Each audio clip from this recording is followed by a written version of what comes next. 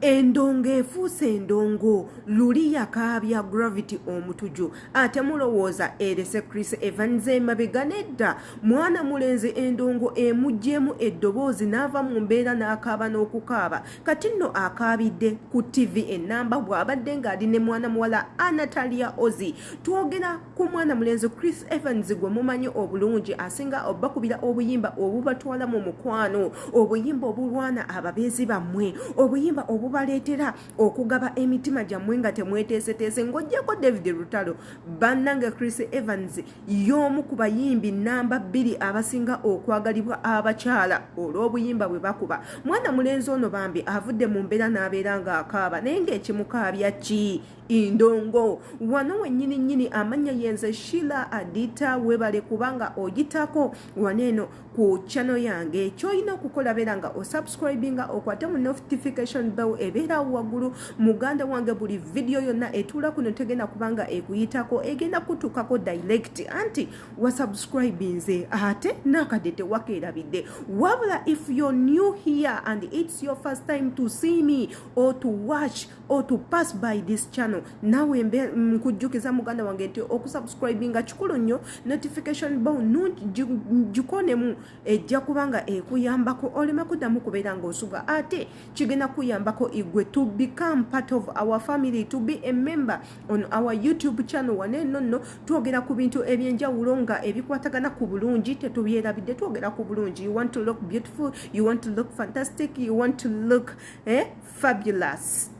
Oyina kubeera ng'okyama waneeno, oyina kyoyagala okwebuuza beera ng'onkoonako commentinga wansi ku video awo oyogere amannya go ekifo mw'osinzirira okuba nga olaba videos neno so that imbeera nga inkutumirako gwe omulungi wange. Ebyo byonna tubeera tubikola. You're free to share the link abalala babeere nga batwegatako. We still need a lot of people babeere nga batwegatako ku eno channel for okutambula obulungi n'ekirooto kyaffe okuba nga tukiyisaamu bulungi nnyo. Kaakati bannange ebizibu bifuuse ebizibu mu ggwanga Uganda.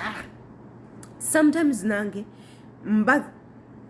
waliwo essaawa ekituuka nga saagala nakwogera kintu na kimu nga ntunulira eggwanga lyange Uganda nange nenkwata ku mutiriwe nenkwata ku mutima neŋŋamba what's really going on? Ki ekigenda mu maaso? Abantu tebeeyagala up to that level, abantu tebeeyagaliza up to that level. Omuntu you're doing the same business with the same person, gwolina okuyita mukwano gwo, gwolina okuyita omuwabuzi bwo, kubanga when you're into a business with someone ate nga mwemanyi, omuntu oyo alina kubeera patanawo, alina kubeera mukwano gwo. Muyinza obutagatta ssente naye mugata ideas, ng'omuntu osobola mwebuza kuno mga mwana kino nkikole ntya, mwana kino kinnemye, mwana jangu nnyimbireko, mwana nina ekivulu, mwana nsupportingako. Mu ggwanga Uganda ewaffe tebiriiyo.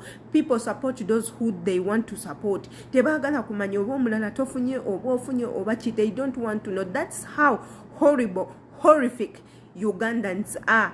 Bayina obukyayi bungi nnyo. Omwana mulenzi Chris Evans avuddeyo n'akaaba Amaziga n'agamba bannange ne drop omuna Uganda neemulema, abantu bendi mu business nabo neebalema. Nze nali mmanyi nti nzize mu business eno ey'endongo nga mmanyi tugenda kukwatagana, tugenda beera nga tweyagala. Kati nno bwe njogera ku drop omuntu omu ayinza obutakitegeera n'agamba ate drop kiki Adita, lwaki oyogera ebintu bye tutategeera? Kati nno drop kiringa muntu kukubirako kalango. For example ne tugamba nti oba Chris Evans Ayina ekivulu ku Garden City, Juliana najja n'akyogerako, Chameleon n'akyogerako, Bobby Wine n'akyogerako, Vita Chameleon n'akyogerako, Mary Butter n'akyogerako, just okwogerera ku muntu totaddemu ssente, just okwogera obwogezi oba n'oteeka ku page ono gaba nange come and support Chris Evans oba come and support Mary Butter, ebintu ng'ebyo. Naye abayimbi banne abasinga akantu ako bakamummye baganye okumwogererako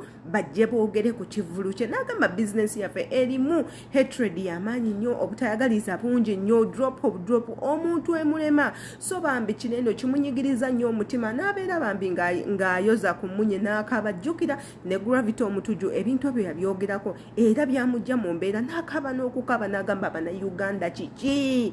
What's really wrong with you Ugandans? Kati no abantu abamu bakomenti nze ne bagamba kakati eno eno ye ke kabadi akapya bana Uganda ke bagode obuli anajja ku TV anakabanga bukabi. You people mulimu ekintu ekimu ekikuluma ku mutima nononye ekyokukola nga tokiyina nga ekintu kyokka ekiyinza okukakanya gwe okukaaba naggwe nga gwe omuntu kwekonsolinga n'ogamba oh let me live this. naye abantu babeera mu bulumi kati oyinza okusanga eyo music industry nga Chris Evans naye ayina eddala ddene lyagitaddeko ng'aggyeyo abantu bangi nnyo na building abantu bangi nnyo naye ng'abantu abo bonna bonna bayina watuusizza nga tebasobola kumubeererawo. ekintu ekyo trust me kiruma.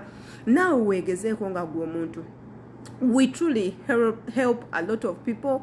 Tubeererawo abantu bangi nnyo nobeerawo omuntu n'omukolera buli kimu ng'omanyidde time to come maybe ajja kubeerawo naye munnange kidisappointinga nnyo ng'omuntu oyo gwe wali obalirako cannot be there. omuntu oyo gwe wali weesunze gwe wali onywereddeko okudisappointinga ekintu ekyo kiruma. so Chris Evans wakaba can really understand kubanga ebintu bya Uganda bwe bityo abantu tebeeyagaliza bakozesa bukozesa oli ajja ng'alina kyakwagala kwamala kifuna n'agenda n'atayagala nakuddamu kubanga amanya. so eno video nkusaba ogikomentingeko gwe ogirowoozaako ki. amanya yenze Sheila Adita. Thank you for tuning in. Mbagalanyo.